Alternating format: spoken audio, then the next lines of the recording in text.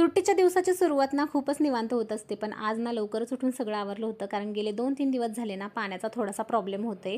मस्त ना सकाळी नाश्त्यासाठी सगळ्यांचे फेवरेट कांदे पोहे आणि सोबतच गरमागरम चहा बनवलेला होता. त्यानंतर ना आम्ही दोघीही मस्त अशा रेडी झालो आणि प्रथा तिच्या पप्पांना विचारत होती की मम्मी छान दिसते की मी छान दिसते. नेहमीप्रमाणे त्यांचं एकच उत्तर होतं, माझी बाबू खूप जास्त गोड दिसते.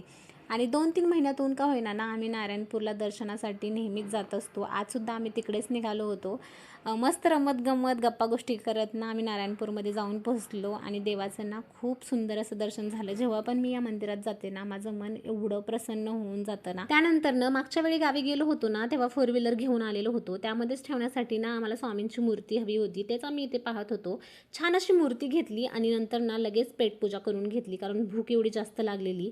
प्रथाचं तर गाडीमध्ये ना असं अधूनमधून चिप्स वगैरे खाणं चाललेलंच होतं. आणि जेव्हा पण आपण गावावरतून काही मला आणायचं असेल ना तेव्हा ना टू व्हीलरवरती ते काही पॉसिबलच होत नव्हतं. आणि ऊन पण आता एवढं वाढले ना, कुठे बाहेर जायचं म्हटलं तर छोट्या मुलांसोबत खूपच त्रासदायक होऊन जातं आणि लगेच मुलं पण आजारी पडतात. म्हणूनच ना गाडी घेऊन आलो.